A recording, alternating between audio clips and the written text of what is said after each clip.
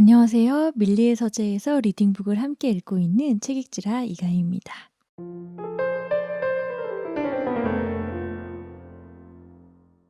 오늘 읽어볼 책은 컨텐츠를 만들고 있는 저한테 굉장히 큰 도움이 된 책이에요. 그래서 컨텐츠를 만든다는 건 사실 굉장히 광범위한 일인 것 같은데 그게 뭐 음악이 될 수도 있고 뭐 TV 프로그램이나 영화가 될 수도 있고 저처럼 유튜브를 하는 분들이 될 수도 있을 것 같고요.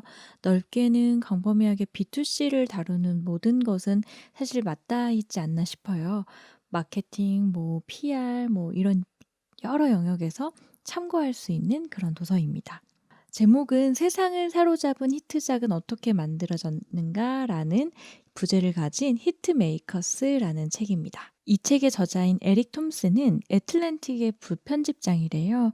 그런데 저널리스트로 굉장히 유명해서 미국에서 가장 영향력 있는 30인의 이름을 올렸다고 합니다.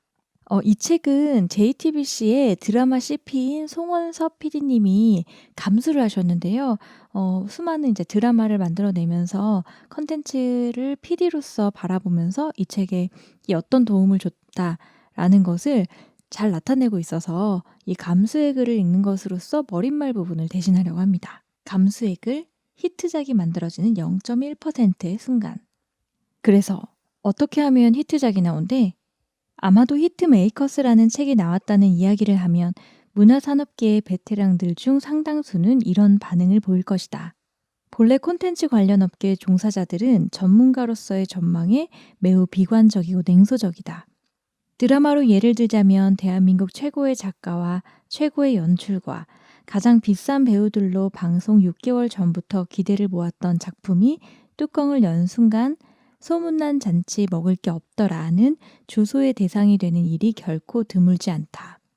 온갖 비평은 이미 예견된 재난이었다며 입방아를 찧어대기 시작하고 관련자들은 모든 사람이 예측했던 참사를 혼자만 몰랐던 멍청이가 돼 당장이라도 한강에 뛰어들고 싶은 심정을 겪는다. 이런 일이 일상적으로 일어나는 곳이 컨텐츠 업계다. 그럼에도 불구하고 일단 많은 사람들이 이 책의 핵심이라고 할 수 있는 마야 법칙, 즉 가장 진보적이되 사람들이 받아들일 수 있는 영역 안에 있는 most advanced yet acceptable한 것을 주라는 데 동의한다. 수많은 통찰력 있는 사람들이 이와 유사한 이야기를 해왔다. 친숙한 것을 팔려거든 낯설게 하고 낯선 것을 팔려거든 친숙하게 하라.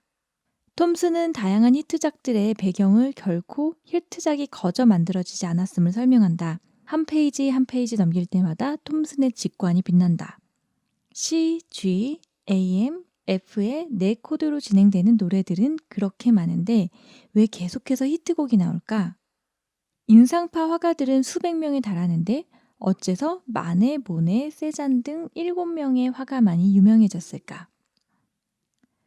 왜 아이폰에 대해 이른바 업계 전문가들은 일제히 부정적인 전망을 내놨을까?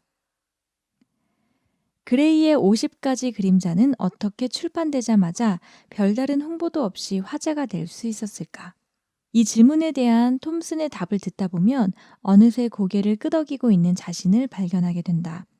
저널리스트 출신답게 톰슨의 사례 연구는 디테일 면에서도 놀라울 정도로 충실하다. 조지 루카스의 스타워즈가 구로사와 아키라의 영향을 받았다는 것은 널리 알려진 사실이지만 그 플롯의 원형을 일본의 전설적 영웅인 미나모토노 요시츠네까지 연결한 것은 서구인의 눈으로는 참 놀라운 탐구심이라 할 수 있다. 어린 요시츠네에게 무술을 가르친 텐구를 요다에 대입하는 것은 조금 무리일 듯도 하지만 매우 흥미로운 분석인 동시에 루카스의 성공이 절로 이루어진 것이 아님을 새삼 느끼게 해준다. 그 다음엔 자연히 톰슨이 슬쩍슬쩍 내미는 팩트들이 상상력을 자극한다. 같은 문장을 반복해서 듣다 보면 어느새 음악이 돼 들린다. 보통 사람들이 새로운 가수의 관심을 끄는 나이는 33세. 맥도날드가 판매하는 건강 메뉴의 의미. 헬스클럽의 수익 모델은 작심삼일? 콜레라의 전염과 유행의 전파는 어떻게 비슷한가? 모스보호를 만든 모스는 본래 화가였다 등등. 감칠맛 나는 얘기거리에 책장이 절로 넘어간다. 네, 실제로 이 책에 나오는 사례들인데요. 근데 굉장히 충분하고 디테일한 근거를 만들려고 이 책의 저자 톰슨이 노력했다는 걸 알 수 있어요. 그리고 그게 뭐 어떤 부분은 뻔한 얘기도 있지만 뭐 헬스클럽의 수익 모델은 작심삼일 뭐 이런 부분은 좀 뻔할 수도 있지만 대개는 굉장히 신선한 가설들을 많이 가지고 얘기를 하고 있어서 재밌습니다.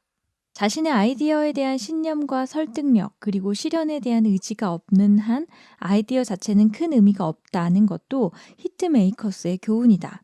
이 책에 나오는 아메리칸 아이돌 이야기가 대표적인 경우인데 이런 일은 국내에서도 드물지 않다. 도깨비는 한때 방송사 간부들로부터 그게 드라마가 됩니까? 라는 얘기를 들었던 소재였다. 복면가왕도 몇 년째 임자를 찾아다니던 기획이었고 영화 건축학개론은 시나리오가 나오고 영화를 만들어지기까지 10년이 걸렸다. 그런 의미에서 히트메이커스는 콘텐츠 산업에 종사하는 제작자, 창작자, 마케터에게 자신이 일해왔던 경험을 저자의 관찰과 비교하면서 의미 있는 통찰을 만들어낼 계기를 마련해 줄 것이다. 또한 이쪽 분야에 진출하기를 원하는 신진들에게는 겸손함을, 일반 독자들에게는 자신이 좋아하는 제품이나 서비스, 영화, 드라마, 게임, 노래 등이 어떻게 성공을 거두게 되었는지 그 과정을 엿보는 재미를 선사할 것이다.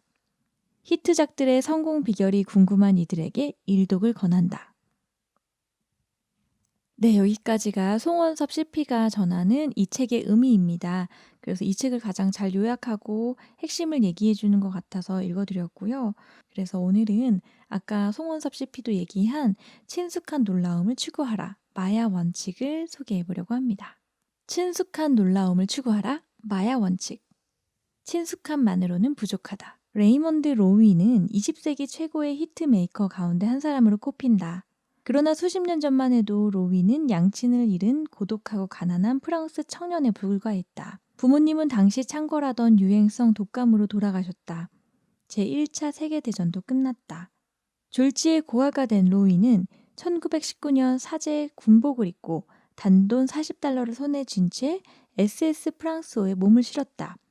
당시 25세이던 로위는 일단 미국에 가서 전기 기술자로서 새롭게 시작하고 싶었다. 그런데 대서양을 건너는 동안 배 안에서 어떤 사람을 만나면서 인생이 바뀌었다. 당시 승객 몇몇이 용돈이나 벌어볼 심산으로 각자 지니고 있던 소지품을 경매에 붙이고 있었다. 로이에게는 값나갈 만한 물건이 하나도 없었다. 그래서 어떤 여성 승객이 갑판이를 거니는 모습을 스케치했고 이것을 경매에 내놓았다. 이 그림은 뉴욕 주재 영국 영사에게 150프랑에 팔렸다. 영사는 고맙게도 뉴욕에 도착하면 찾아보라며 유명한 잡지 발행인이던 콘데 나스트의 연락처를 알려줬다. 로이는 뉴욕에서 이런 사람들을 만날 생각을 하면 할수록 예술을 업으로 삼고 살아가는 삶에 대한 호기심과 흥분으로 가슴이 점점 더 벅차올랐다. 맨해튼에 도착했을 때 미국에 먼저 와 있던 형 막시밀리언이 로이를 브로드웨이로 데려갔다. 그 이후 로이가 꿈꾸던 세상이 그가 펼쳐낸 디자인 세계에 전부 반영되면서 그 꿈이 하나둘씩 모습을 드러낸다. 뉴욕에 도착하고 수십 년이 지나 로이는 현대 산업 디자인의 아버지로 널리 알려진다. 스포츠카, 현대식 기차, 그레이하운드 버스에 새 옷을 입혔다. 저 유명한 코카콜라 병과 럭키 스트라이크 담뱃값을 디자인한 것도 로이였다. 연필깎이 같은 평범한 제품에서부터 나사의 우주선 내부 디자인까지 다양한 분야에 손을 댔다. 1950년에 코스모폴리탄지는 이렇게 썼다. 이 시대 미국인의 일상생활에 가장 큰 영향을 끼친 사람은 아마 로이일 것이다.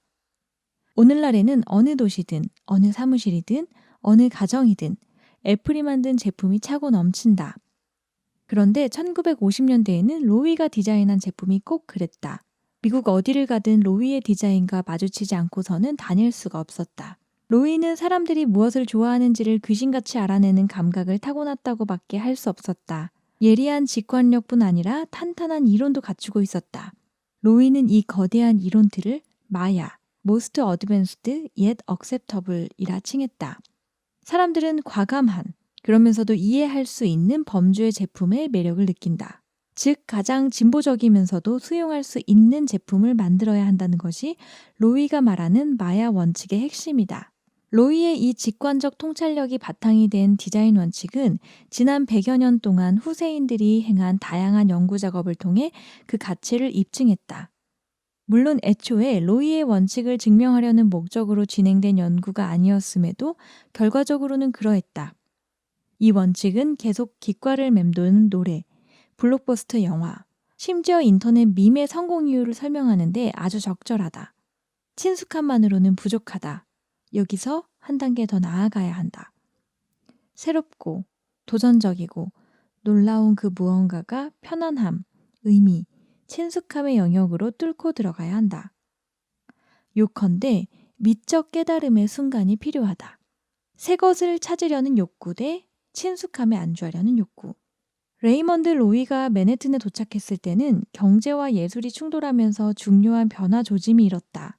19세기에는 증가하는 소비자의 수요에 맞춰 부족하지 않게 제품을 생산하는 일에 열을 올렸다. 그런데 20세기에 들어서자 제품을 너무 많이 생산해서 문제였다. 전기와 조립 라인, 과학적으로 조정한 작업 흐름 체계를 갖춘 근대식 공장에서는 1920년대까지 값싼 제품을 마구 찍어냈다. 말하자면 이때는 완전히 똑같은 제품을 대량으로 생산하는 시대였다. 헨리 포드가 야심차게 내놓은 자동차 모델 T가 대표적인 사례다. 1914년부터 1925년까지 모델 T의 색상은 검은색 단 한 가지뿐이었다. 당시 기업들은 스타일, 선택, 디자인 같은 개념에 주목하지도 또 중요하다고 생각하지도 않았다. 이런 개념이 먹히는 시절도 아니었다. 그 당시 자본주의는 말하자면 일신교였고 오로지 능률이라는 유일신만 삼겼다. 그러나 1920년대 들어 상황이 달라졌다. 비록 상업적인 이유에서였기는 하지만 그동안 경제 및 생산성 논리에 억압돼 있던 예술이 다시 고개를 들었다. 공장의 생산 능력이 소비자의 구매 능력을 초과해버렸다. 기업인들도 제품을 더 많이 팔려면 제품이 실용적이기만 해서는 안 된다는 사실을 깨닫기 시작했다. 기능적인 부분에만 치중해서는 안 되고 제품을 아름답고 멋지게 만들어야 했다. 예술이 필요해지는 시점이었다. 제네럴 모터스의 CEO 엘프리드 슬론 같은 기업인들은 자동차의 스타일과 색상을 해마다 바꿔줌으로써 똑같은 제품의 새로운 버전을 구매하도록 소비자를 조련할 수 있다는 사실을 깨달았다. 효율성 논리와 마케팅 논리의 적절한 조합으로 이루어진 이 같은 통찰력이 결국은 계획적 구식화라는 획기적 개념을 탄생시키기에 이르렀다. 계획적 구식화란 소비자의 반복 구매를 조장하고자 의도적으로 일정 기간이 지나면 유행도 기능도 다 하는 제품을 만드는 것이다. 기업은 자사 제품의 색상, 모양, 스타일을 계속해서 바꿈으로써 제품의 회전율을 제어해 판매를 늘릴 수 있다는 사실을 깨달았다. 기술이 선택을 가능하게 했고 선택이 유행을 창조했다. 그리고 특정한 디자인, 색상, 행동 등이 갑자기 유행을 탔다가 얼마 안 가 구식이 돼버리는 이른바 과대 광고 주기가 끊임없이 이어진다. 수년 전에 산업 디자인 및 심리학 담당 교수 폴 해커트가 미학에 관한 통합적 이론 모형이라는 거대한 이론을 정립했다. 사람들이 무언가를 좋아하는 이유가 무엇인지를 설명하려는 의도였다. 해커트의 거대 이론은 경쟁 관계에 놓인 두 가지 압박 요소에서 출발한다. 사람들은 친숙함을 추구한다. 그것이 더 안전하다고 느끼기 때문이다. 그런데 또 한편으로는 개척자적 욕망을 바탕 삼아 도전의 설렘과 흥분으로 가슴속을 채우기도 한다. 인류의 선조가 아프리카에만 있었던 것은 아니다. 중동에도 있었고 발칸반도에도 있었으며 아시아에도 있었고 북아메리카에도 있었다. 또 극한의 호기심이 있으면서 극도로 보수적이다. 우리 삶 전반에 걸쳐 새로운 것을 찾으려는 욕구와 친숙한 것에 안주하려는 욕구 사이에 끝없는 전쟁이 벌어진다. 해커트 교수팀은 응답자들에게 자동차, 전화, 차주전자 같은 몇 가지 제품을 제시했다. 그리고 각 제품에 대해 얼마나 전형적인지 혹은 얼마나 새로운지를 평가하고 더불어 그 제품에 대한 응답자의 미적 신호도까지 밝혀달라고 했다. 말하자면 각 제품에 대한 친숙함, 새로움, 호감 평가였다. 그 결과 제품의 전형성이나 새로움의 정도 하나만으로 제품에 대한 호감도가 결정되지는 않으며 두 가지를 모두 고려해야만 사람들이 무엇을 좋아할지 예측할 수 있다는 결론에 도달했다. 우리가 이 연구를 시작했을 때는 레이먼드 로이의 이론은 알지도 못했습니다. 그런데 나중에 우리가 도출한 결론을 한 유명한 산업 디자이너가 이미 내놓았다는 얘기를 듣고 나서야 마야의 존재를 알게 됐지요. 세상을 바라보는 새로운 방식. 미국 생활 초기에는 어려움이 많았다. 1920년대 초에는 잡지 발행인인 콘데 나스트 밑에서 패션 일러스트레이터로 일했고 워너메이커즈 백화점에서도 일했다. 그렇게 몇 년 동안은 자신을 혹사하며 일에만 매달렸다. 열심히 스케치 작업을 하면서도 마음속 한구석에서 엔지니어로서 본능이 꿈틀거리는 것을 느꼈다. 뉴욕에 처음 도착했을 당시 전망대에 올라 발 아래로 펼쳐진 도시를 내려봤을 때 광경이 자꾸 신경 쓰였다. 지저분하고 흉물스러운 도시를 아름답고 세련되게 바꾸고 싶은 욕구가 자꾸 고개를 내밀었다. 부드러움과는 담을 쌓은 듯한 박스형 자동차, 눈 뜨고 봐줄 수 없는 너저분한 냉장고 등 대량 생산 시대가 낳은 흉측한 디자인에 자꾸 눈이 갔다. 로이는 이렇게 말했다. 도대체 어떻게 저런 쓰레기 같은 물건을 세상에 쏟아놓을 수 있지? 1929년에 로이는 마침내 첫 번째 디자인 의뢰를 받았다. 의뢰자는 등사판으로 알려진 초기 버전의 복사기를 만든 영국의 지그문트 게스테트너였다. 게스테트너는 로이에게 자사의 복사기 디자인을 바꾸고 싶은데 디자인 교체에 관한 구체적 방안이 있느냐고 물었다. 당연히 로이에게는 디자인 아이디어가 차고 넘쳤다. 게스테트너 복사기를 처음 봤을 때는 정말 끔찍하다는 생각뿐이었다. 로이에게 주어진 시간은 단 3일이었다. 로이는 곧바로 작업에 들어갔다. 일단은 크랭크와 트레이 디자인을 바꿨고 다른 4개도 모두 없앴다. 그리고 덮었다 열었다 할 수 있는 덮개로 기계 장치와 부품이 되도록 안 보이게 덮어 깔끔한 외양을 만들어냈다. 로이는 수십 년 동안 유지했던 볼품없는 디자인을 72시간 내에 고쳐달라는 요청을 받기 전까지는 복사기를 써본 일이 없었다.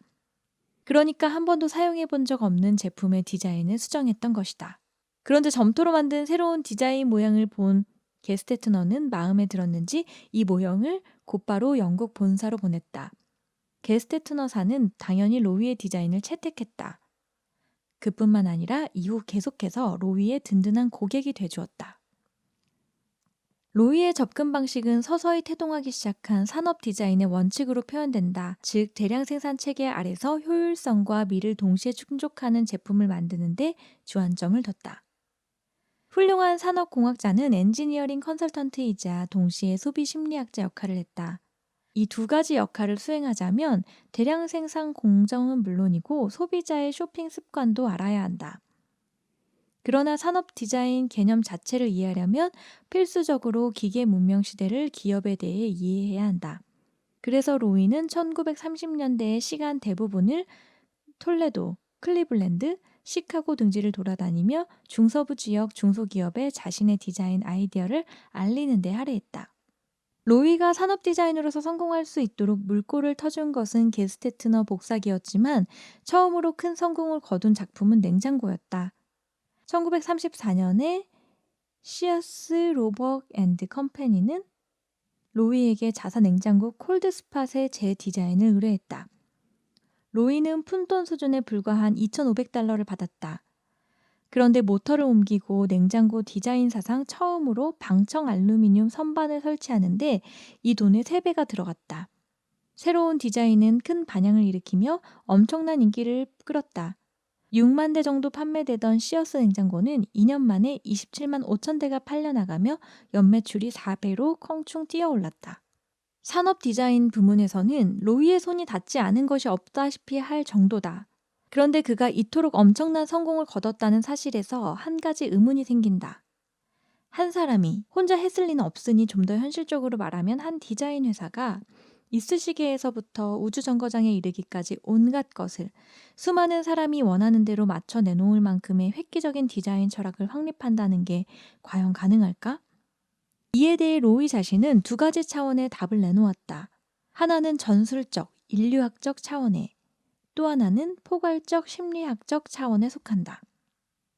로이의 개인적 스타일과는 다르게 사업 철학은 매우 엄격하고도 단호했다. 로이는 디자인 작업은 현장 조사에서부터 출발해야 한다고 생각했다. 사람들이 어떻게 행동하는지부터 알아낸 다음에 그 사람들의 습관에 어울리는 제품을 만드는 것이 순서라고 봤다. 로이는 소비자 기호에 관한 한 전문가나 다름없을 정도였다. 소비자의 행동이나 습관을 철저히 분석하려고 애썼기에 가능한 일이었다. 로이는 사람들의 생활 패턴을 억지로 변화시키기보다는 사람들의 평소 행동이나 습관에 어울리는 디자인으로 승부하려고 했다. 이처럼 친숙함의 중요성을 간파한 로이의 디자인 철학에는 심오한 심리학적 이론이 깔려 있다. 수용할 수 있는 범위 안에서 가장 진보적인 디자인을 추구하는 마야 원칙은 새로움이 주는 놀라움을 기대하면서 동시에 익숙함이 주는 편안함을 포기하지 못하는 사람들의 이중적 정서를 꿰뚫어 본 데서 비롯한다. 로이는 이렇게 말했다. 선택 상황에서 소비자는 A. 새로운 것에 대한 매력, B. 익숙하지 않은 것에 대한 저항 등 서로 반대되는 두 가지 요소에 영향을 받는다. 익숙하지 않음에 대한 저항이 임계 수준에 도달하면서 구매 저항이 시작되는 순간에 수용할 수 있는 범위 안에서 가장 진보적인 디자인이 치고 들어간다. 로이는 사람들의 관심이 한 방향으로만 치닫지는 않는다는 사실을 알고 있었다. 오히려 새것 혐오와 새것 애호, 새로운 것에 대한 사랑과 오래된 것에 대한 사랑, 자극을 추구하는 욕구와 이해 가능한 것에 대한 선호 등 상반되는 두 가지 세력 간의 팽팽한 중다리기 상황이 연출된다고 봐야 했다. 우리는 오래 숙성된 새로운 포도주 혹은 왠지 친구처럼 느껴지는 낯선 사람을 좋아한다. 서로 모순되는 두 가지가 절묘한 조합을 이루는 친숙한 놀라움을 추구하는 것.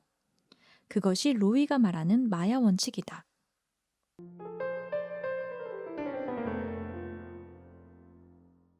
네. 우선 여기까지 로이가 어떻게 미국에서 현대 산업 디자인을 이끌어냈는지 그리고 그가 가지고 있는 원칙이 무엇인지를 설명하는 파트를 읽어 드렸습니다. 그 뒤에 좀 더 이 원칙이 자세하게 나오는데요. 여기는 밀리의 서재 리딩북에서 읽도록 하겠습니다. 밀리의 서재에서 정액제를 구독하시면 이 리딩북도 계속해서 들을 수 있으시고 제가 읽은 것뿐만 아니라 다른 다양한 리딩북을 들으실 수 있습니다. 오늘 소개한 히트메이커스 책 어땠는지 모르겠습니다. 저는 굉장히 사실 앞부분에 흥미로운 부분만을 소개하는 데 그쳤는데요. 사실 이 책이 너무 좋아서 저는 종이책으로도 한 권 더 구매했거든요. 컨텐츠를 만드시는 분들 또 B2C 소비자 제품을 만드시는 분들이라면 이 책을 꼭 읽어보셨으면 좋겠다고 추천드립니다. 좋아요, 구독 잊지 마시고요. 다음에 더 재밌는 책으로 돌아오겠습니다. 감사합니다.